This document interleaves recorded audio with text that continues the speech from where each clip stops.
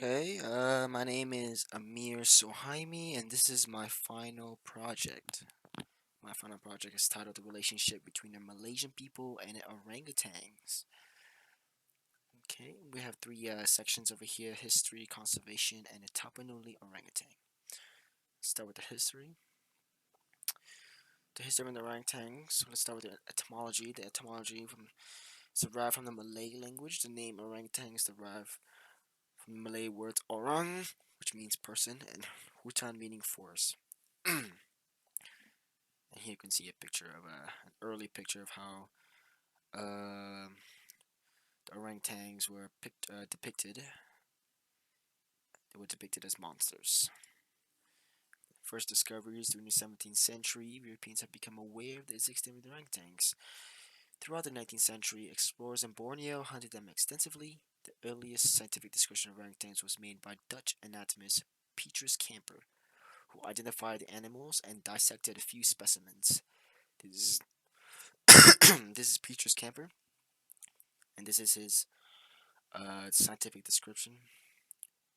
And this is a sketch by George Edwards, The Man in the Woods. Yeah.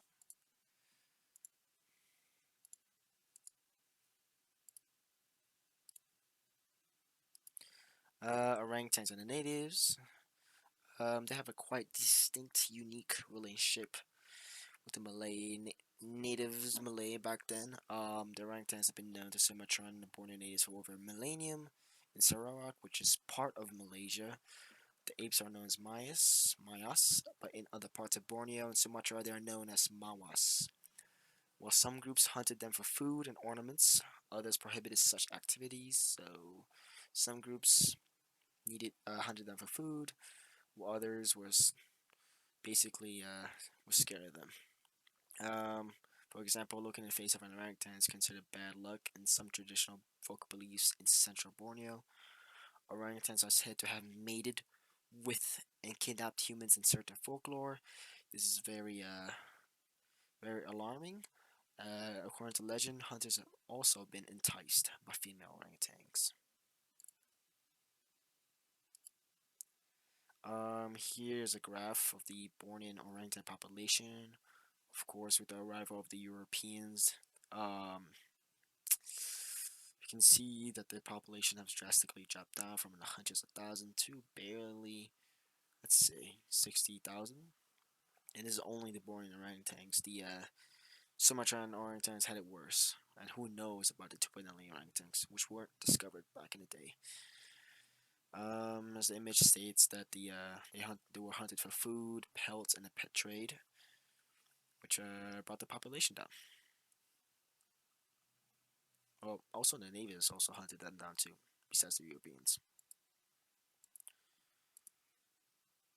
Conservation. Here we have one of Leakey's angel, Galdicus, a student under Louis Leakey, who was a famously known archaeologist. Galdicus is also a very famous anthropologist who led the way on a path to knowledge on orangutans. Without her, we would not know anything about orangutans since she was the first. She is the first. She's is the leading authority on the apes, but is the outspoken advocate for orangutans and the preservation of the rainforest habitat. It's her when she was young, and it's her right now. Okay, palm oil. Um, palm oil. Palm oil industry is very big in Southeast Asia, especially Malaysia. Deforestation is a huge problem because of that. Logging also, to clear land. Fires to clear land. Gold mining, that's another one. But palm oil plantation is like the biggest threat to the orangutan habitat right now. Here we can see the worldwide consumption of palm oil drastically rose from 17.2 to 61.7.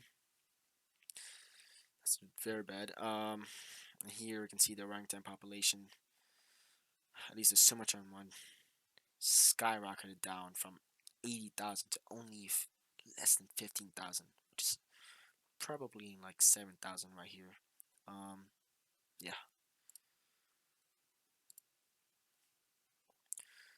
Here's hold on, let's go back. This is Bukit Bintang, a class 1 forest preserve under the WWF Malaysia World Wildlife Fund. I believe it's translated to a habitat of hope.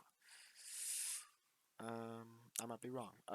But they have restored over 2,400 hectares of degraded forest, and that's just from the plantations, palm oil plantations alone.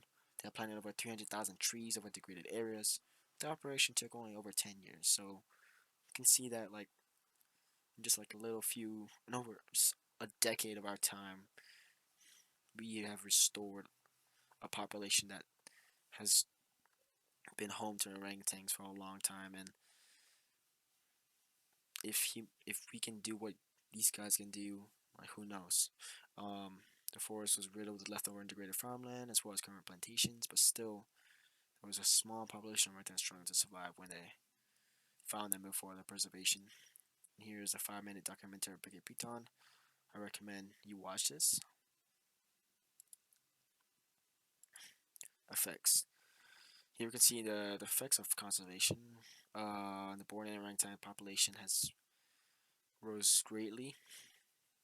The Sumatran population is rising slowly, but the Bornean orangutans currently are experiencing the great effects of conservation. The Bornean orangutans are numbering about around 104,000, so still endangered, classified as endangered. The Sumatran is also classified critically endangered, around 7,500. So we can see the difference. That's a huge difference, actually. And then the recently discovered Tapanuli orangutan, which are only less than 800, and it's the most endangered of all great apes. Here's a picture.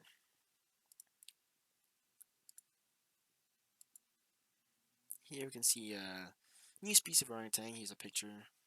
Um, they were announced in November 2017. I can say before there are now more than 800 individuals in existence. Can only be found in South Tapanuli. So in this little tiny forest on the island of Sumatra, which is crazy. The only their only habitat is under threat. And yeah,